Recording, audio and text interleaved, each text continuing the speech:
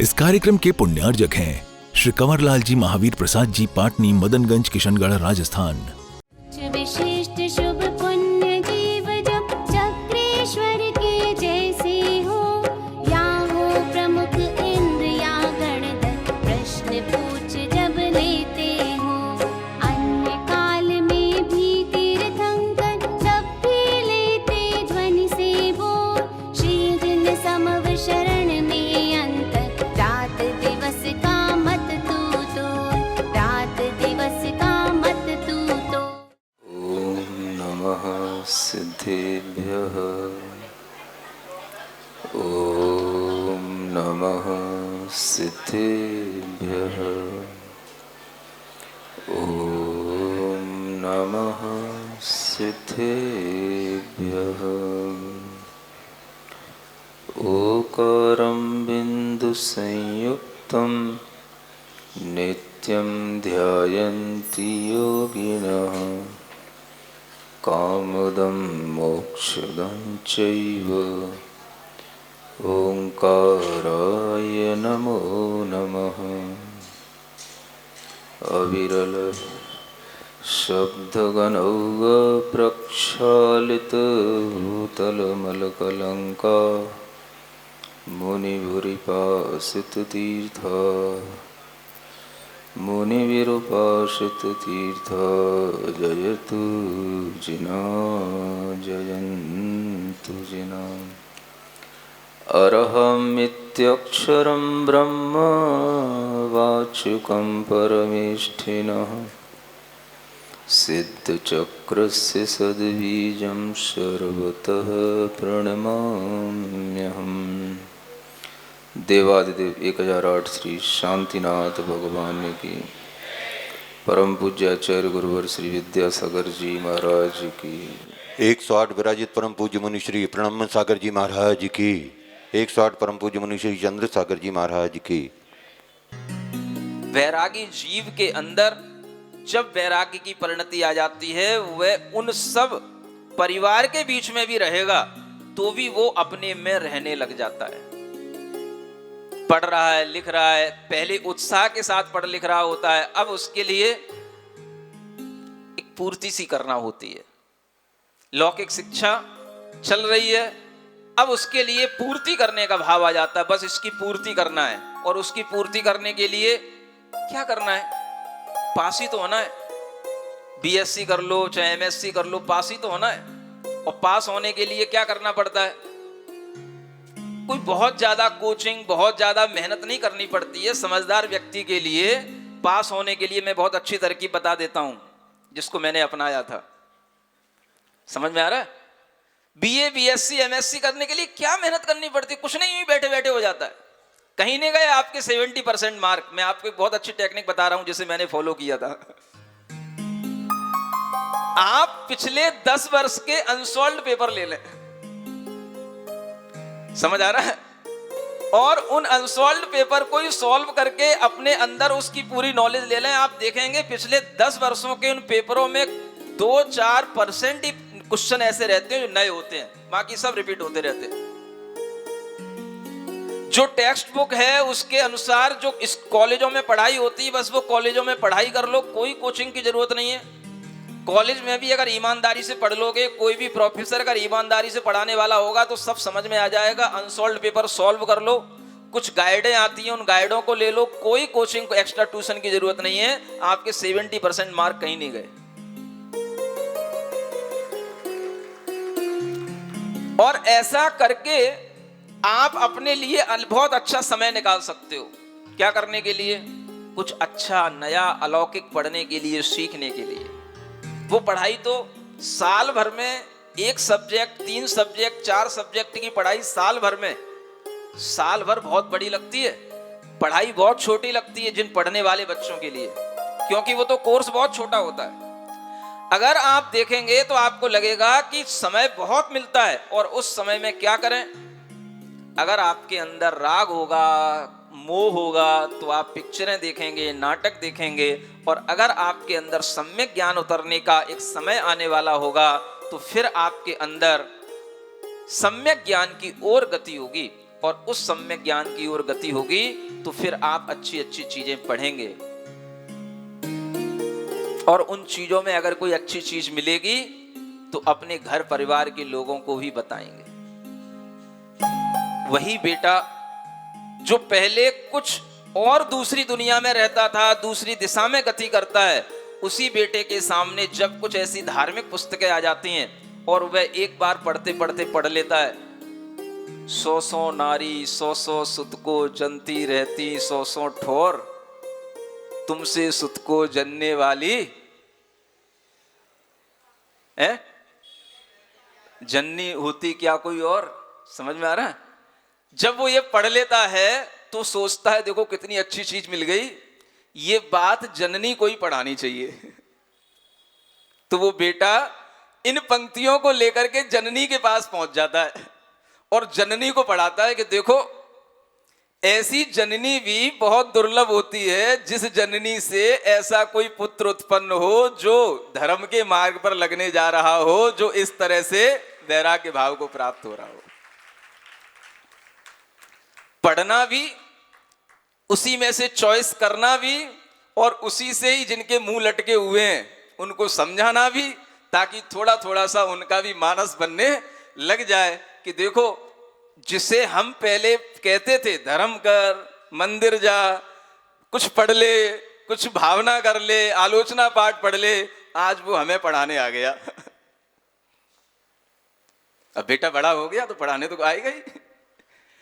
अब इस तरह का जब परिवर्तन हो जाता है तो उस परिवर्तन को जब कभी विचार किया जाता है तो समझ में आता है कि देखो ये परिवर्तन जीवन में ऐसे ही परिवर्तन है जो यहां लिखे हुए हैं। एक तरफ मति भोगों की ओर दौड़ती है तो वही मति कुछ समय के बाद फिर वही मति भोगों से विरक्त हो जाती है। एक तरफ वह मति जब मोह भाव में, ममता भाव में दौड़ती है तो दूसरी तरफ वही मति मोह ममता से दूर होकर के कौन सा साहस आ जाता है। तुम लोगों के लिए तो कभी ऐसा भी लग सकता है ये कोई पागलपन आ गया हो इन लोगों के लिए, बड़ा भरा पूरा राज परिवार छोड़ करके जंगल में जा रहे हैं, दिमाग खराब हो गया इनका। नहीं समझ में आ रहा, इससे बड़ा पागल और कौन कहलाएगा। इतनी 96,000 रानियां, इतना बड़ा 6 खंड का आधिपतित्व छोड़ करके, हजारों भाई बंधुओं को छोड़ करके अकेले ये कहां रहेंगे, कहां जा रहे हैं। ये विचार जब आने लग जाता है तब वह विचार आप लोगों के अंदर भी सोच आपकी बदल सकता है। और इसी सोच के माध्यम से ये कहा जाता है कि अगर पंच कल्याणक में सबसे बड़ा श्रेष्ठ कोई समय होता है पंच कल्याणक का, तो वह तप कल्याणक का समय होता है, जब उस तप कल्याणक की राह को देख करके अनेक अनेक लोगों की राहें अपने आप बदल जाती हैं। राह पर चलने वाला एक आदमी होगा तो उसके पीछे अनेक लोग अपने आप चलने लग जाते हैं। और इस तरह की भावनाएं हमारे लिए बहुत महत्वपूर्ण होती हैं।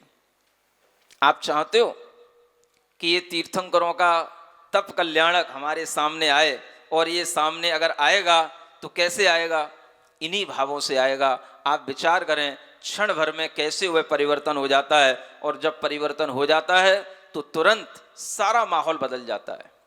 जैसे जन्म कल्याणक के अवसर पर सिंहासन हिले थे इंद्रों के, ऐसे ही तप कल्याणक के अवसर पर भी सिंहासन हिल जाते हैं, लौकांतिक देवों के भी हिल जाते हैं और सभी इंद्रों के हिल जाते हैं। और सारे इंद्र फिर आकर के उसी हस्तिनापुर में उपस्थित हो जाते हैं, और सब इंद्र मिलकर के बड़े उत्साह के साथ में, इंद्र तो बड़ी उमंग में हैं, उत्साह में हैं, लेकिन घर के परिवार के लोग मायूस हो रहे हैं।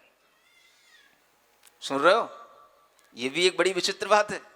माहौल अलग अलग तरह का है, और सारे इंद्र अपनी सेना लेकर के आ जाते हैं, देव आ जाते हैं, देवियां आ जाती हैं, और बड़े उत्साह के साथ में वह तप कल्याणक की तैयारियां करते हैं। देखिए इस काव्य के साथ में, संतज्य भैभवमयीं भववर्धिनीं यां लक्ष्मीमुपासत इतोऽधिक सौख्यभूताम्। चक्रेश्वरस्य भवचक्रविमुक्तियत्नं तीर्थङ्करेषु कृतवानपि शान्तिराद्यः। भववर्धन धन के कारण हेतु वैभवमय भव लक्ष्मी को छोड़ सहज आराधन करने सौख्य भरित निज लक्ष्मी को तीर्थ करो में चक्रवर्ती ने भव चक्कर तजने उद्यम किया प्रथम यह शांतिनाथ है जीवो छोड़ो तुम भी भ्रम। तीर्थंकरों में तीर्थंकर तो अनेक हो गए, लेकिन चक्रवर्ती तीर्थंकरों में यह प्रथम चक्रवर्ती हैं शांतिनाथ भगवान, जिन्होंने यह कदम उठाया और सब जीवों के लिए मानो मौन रूप से उपदेश दिया कि हे जीवो तुम भी भ्रम छोड़ो। और जब ये भ्रम छूटता है तो फिर देखो उस समय पर क्या होता है। सौधर्म देव विहिताभिसवोत्सवस्य पश्चाद्रहीत जिन दीक्ष इवाघ शत्रु पंचाविमुष्टिकर केश विलुञ्चनेन सामायिकस्य चरितस्य गतः स काष्ठाम्। तभी किया सौधर्म देव ने फिर प्रभु का दीक्षा अभिषेक, मानो पाप शत्रु के नाशन जिन दीक्षा ही साधन एक केशों का लुंचन निज कर से मुष्टि से करके सामायिक चारित्र विशुद्धि सर्वाधिक पाव करके ही। उस समय पर जब सभी सौधर्म इंद्र के साथ में सेना आ जाती है और वह सेना भगवान के महात्म की प्रशंसा करती है और इंद्र भी प्रसन्नचित्त होकर के यह भाव करता है कि भगवान को अब यह धर्म तीर्थ को आगे बढ़ाने के लिए बहुत अच्छा अवसर आया है, इसलिए भगवान की वह प्रशंसा करता है, उनके वैराग्य की अनुशंसा करता है। और उस समय पर सारी देवों की सेना, देवांगनाएं पूरे आकाश में फैलते हुए नगर की गलियों में, राजभवनों में, सब पूरे स्थानों को रोक करके खड़े हो जाते हैं। और उस समय पर इंद्र आदि देवों के माध्यम से बड़े उत्सव के साथ में वो दीक्षा कल्याणक का उत्सव बड़ी विभूति के साथ मनाया जाता है। वह अनेक मोतियों की मालाओं से सुशोभित क्षीर सागर के जल से भरे हुए सुवर्ण के ऊंचे गहरे उत्तम कलशों से भगवान का महाअभिषेक करते हैं और इस अभिषेक को दीक्षा अभिषेक के रूप में कहा जाता है।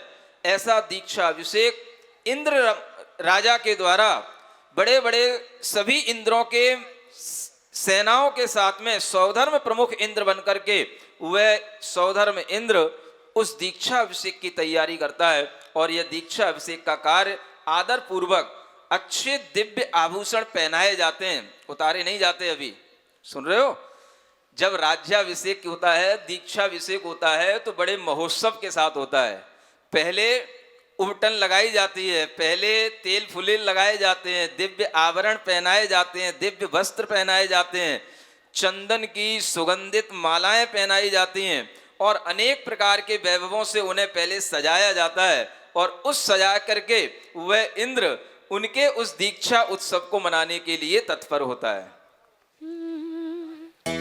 ढोलिया ढोल रे बजाओ देखो आई शुभ घड़ी, ढोलिया ढोल रे बजाओ देखो आई शुभ घड़ी, ये आई शुभ घड़ी जय जयकार की झड़ी, ये आई शुभ घड़ी जय जयकार की झड़ी। ढोलिया ढोलिया ढोल रे बजाओ देखो आई शुभ घड़ी, ढोलिया ढोल रे बजाओ देखो आई शुभ घड़ी।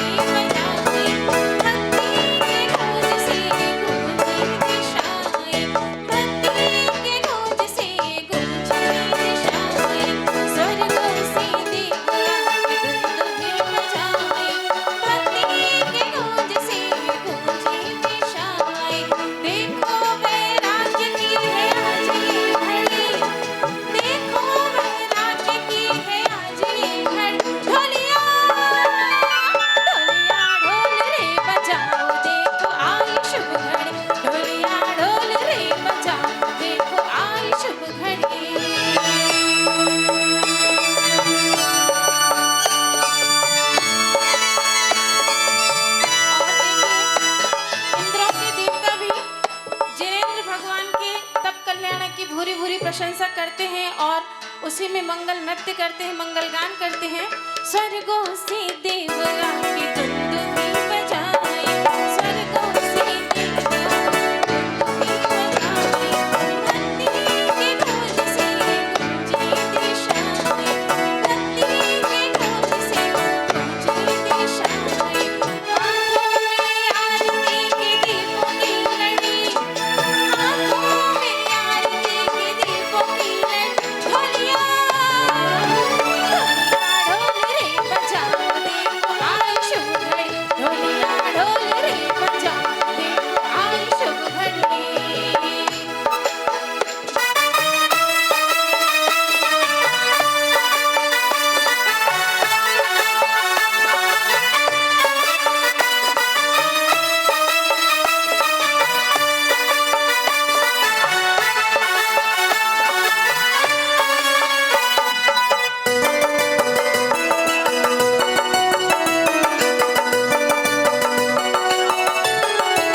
भगवान का दीक्षाभिषेक हो रहा है। इंद्र के द्वारा आदर पूर्वक दिव्य आभूषण दिव्य वस्त्र पहना करके बहुत सुंदर सज्जा के साथ में सुगंधित मालाओं के साथ में भगवान को विभूषित करके अनेक प्रकार के वैभव के साथ में जब उनका वह दीक्षाभिषेक होता है तो उसी समय पर भगवान अपने सारे वैभव का त्याग कर देते हैं और उनका एक पुत्र था जिसका नाम था नारायण। उस नारायण पुत्र के लिए वह राज्याभिषेक करके उससे सारी राज्य की संपदा उसके लिए सौंप देते हैं और उसके बाद में राज्याभिषेक इधर किया जाता है, इधर दीक्षाभिषेक होता है और इस तरह से जब ये दीक्षाभिषेक पूर्ण हो जाता है, दीक्षा की तैयारियां पूर्ण हो जाती हैं, तो उस समय पर वह शांतिनाथ भगवान अपने सारे कुटुंबियों से, सारे बंधु बांधवों से पूछते हैं कि हमने जो यह निर्णय किया है कि अब हम ये सारा अपना राज्यभार अपने पुत्र नारायण के लिए देकर के निश्चिंत होना चाहते हैं, तो आप लोगों के लिए यह कार्य अच्छा लग रहा है या नहीं लग रहा है?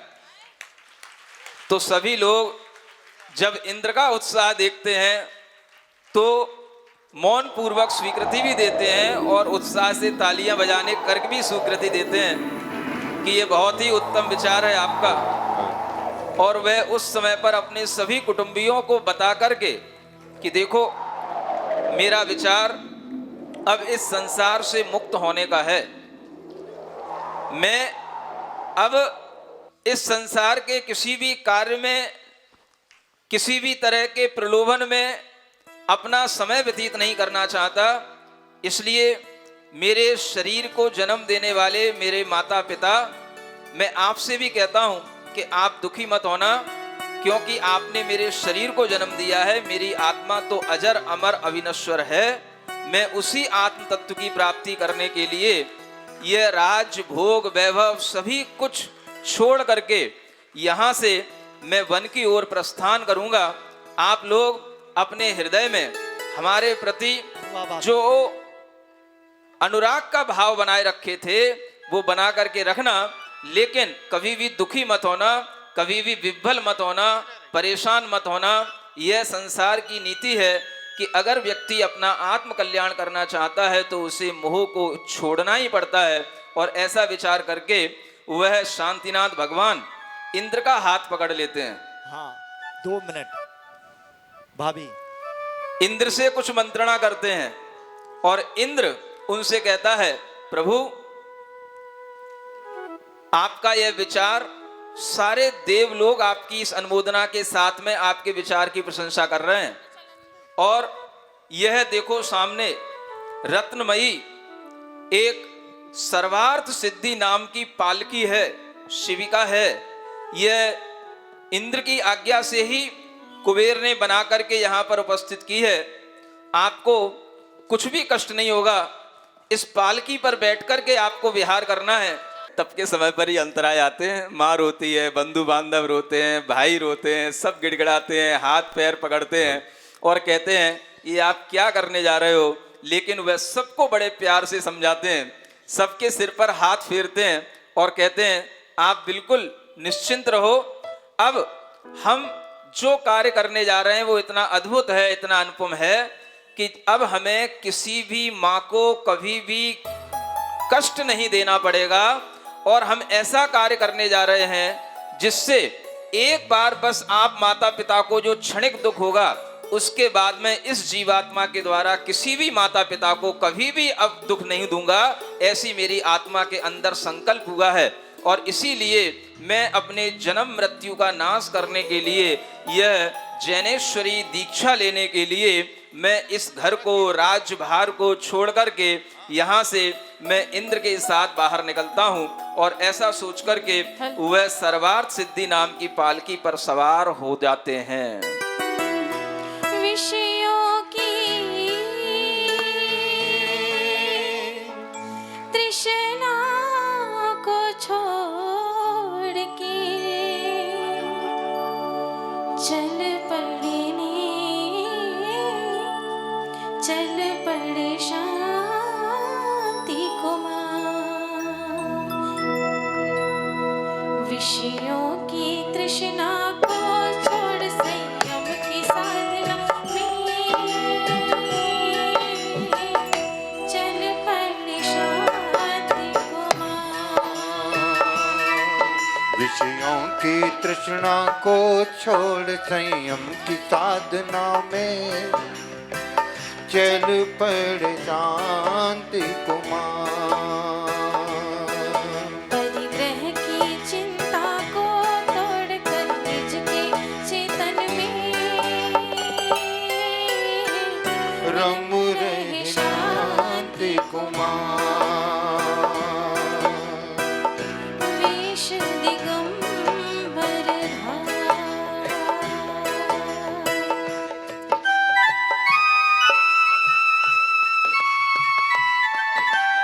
और इस वैराग्य के क्षण में उनकी माँ रुदन क्रंदन करती हैं और शांति कुमार की रानी भी उन्हें जाने से मना करती हैं कि हे प्रभु, मुझे छोड़कर आप मत जाइए।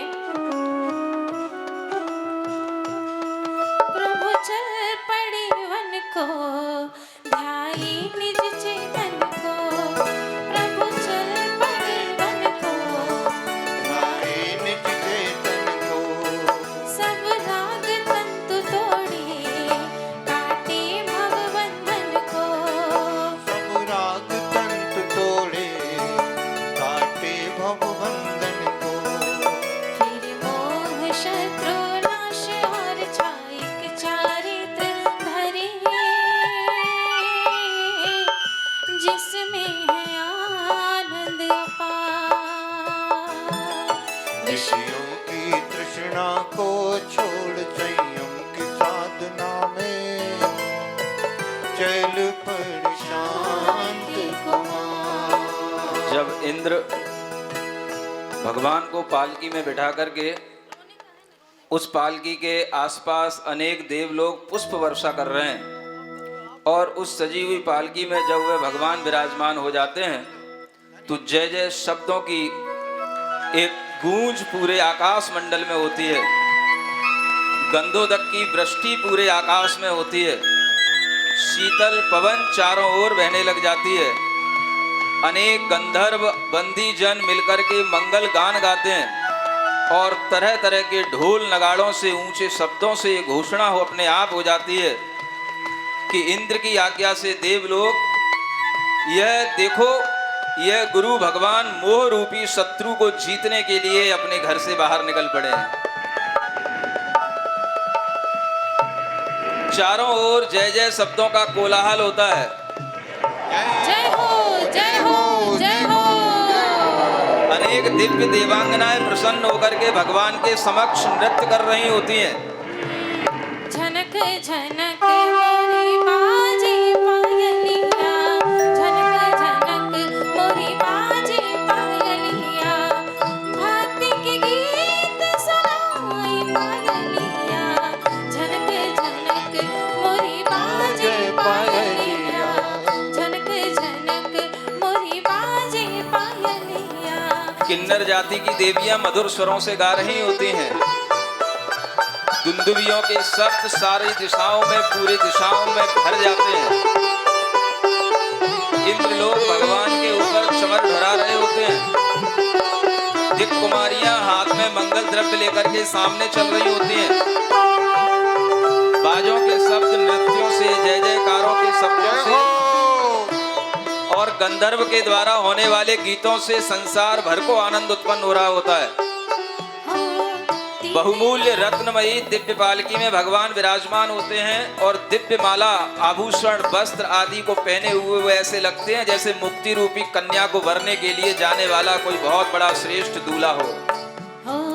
झनक झनक मोरी, झनक झनक मोरी, झनक झनक मोरी बाजे पायलिया, झनक झनक मोरी बाजे पायलिया, भक्ति के गीत सुनाए पायलिया, झनक झनक। जैसे ही पालकी उठती है, भगवान की पालकी चले जाने पर रानियां, माता पिता सब शोक से आकुलित हो जाते हैं और रोने लग जाते हैं। वे सब अपने वस्त्र आभूषण भी उतार देते हैं। वे एकदम से मूर्छित हो जाते हैं।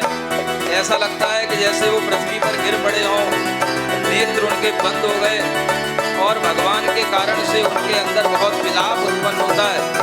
अब मैं कैसे जीवित रहूंगी? ऐसी अनेक रानियां रो रो करके पूरा अंतर को भर देती हैं।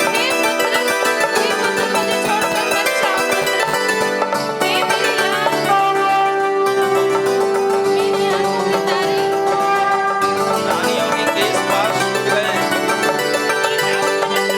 सोचनीय स्थिति बन गई है और सभी अपने सौभाग्य की अब निंदा भी करती हैं कि मुझे कैसा ये दुर्भाग्य प्राप्त हुआ कि मुझे अपने स्वामी का वियोग अपने सामने देखना पड़ रहा है। और इस तरह से विलाप करते हुए भी उस समय पर वह जो पालकी जा रही होती है, उसे पालकी को इंद्र लोग भी ले जाते हैं, विद्याधर लोग भी ले जाते हैं और राजा भी ले जाते हैं। आकाश मार्ग से विद्याधर लोग पहले उसे राजा लोग प्रसन्न होकर के 7 पैंड तक ले जाते हैं, फिर 7 पैंड तक प्रसन्न होकर के विद्याधर आकाश में ले जाते हैं और फिर उस पालकी को कंधे पर रख करके अत्यंत प्रसन्न होकर के देव लोग उस स्थान पर ले जाते हैं जहां पर भगवान को पहुंचना है। और उस सहस्रार वन में भगवान पहुंचते हैं, जहां पर पहुंच करके वह एक उत्तम शिला पर विराजमान होंगे। ऐसे उन भगवान को वह उस वन की ओर ले जाया जा रहा है जहां पर वह दीक्षा ग्रहण करेंगे और अपने सभी वस्त्र, आभरण, आभूषणों का त्याग करेंगे और वह दिगंबर जैनेश्वरी दीक्षा लेंगे। ऐसा करने के लिए इधर एक ओर तो वह पालकी लेकर के वन में गए, इधर जब रुदन मच रहा था तो अनेक पुरजन लोग, जो प्रजाजन लोग हैं, वो अनेक तरह की प्रशंसा कर रहे थे, आपस में बातें कर रहे हैं कि देखो ये भगवान रत्नों को, निधियों को, स्त्रियों को, सबको छोड़ के वन को जा रहे हैं। आपस में बातें कर रहे हैं लोग। अनेक लोग कह रहे हैं कि देखो ये भगवान के वैराग्य की महिमा कैसी अनुपम है कि ऐसी लक्ष्मी को भी ये छोड़ करके वन में जा रहे हैं। अनेक लोग कह रहे हैं कि ऐसे संसार में मनुष्य बहुत थोड़े होते हैं जो इस लक्ष्मी को भोग करके फिर उसको क्षण भर में ही छोड़ करके वैराग्य को उत्पन्न हो जाते हैं। ऐसे बिरले मनुष्यों की जितनी प्रशंसा की जाए उतनी कम है। कितने ही लोग उस समय पर कहते हैं ये केवल शक्ति भगवान में ही है, किसी और में नहीं हो सकती, जो इतना बड़ा 96,000 रानियों का अंतःपुर छोड़ करके वह भगवान क्षण भर में वैराग्य को प्राप्त हो गए। और इस तरह से वहां जब प्रशंसा चलती है तो इंद्र इधर आकर के जब राज्य में देखता है, अंतःपुर में आकर के देखता है, तो माता पिता रानियां सब मूर्छित से पड़े होते हैं। तो इंद्र आकर के उन्हें समझाता है, अपनी विक्रिया से एक शरीर यहाँ लेकर के आता है और वह इंद्र आकर के उन्हें समझाता है, ज्ञान देता है, संबोधन देता है, उनके लिए प्रबोधन देता है और कहता है कि माँ आपके लिए यह होना पहले से ही निश्चित था, क्योंकि जो तीर्थंकर बालक का जन्म होता है वह दुनिया के कल्याण के लिए होता है। आप इस बात से प्रसन्न हो कि आज से उन्होंने एक माँ को छोड़ा है, आज से सारी दुनिया की स्त्रियां उनकी माँ बन गई हैं और सारी स्त्रियां उनके लिए माँ की तरह देखने में आएंगी। इस तरह के विचारों से, भावों से वह इंद्र उन सब माँ पिता को, रानियों को समझाता है और वे रानियां भी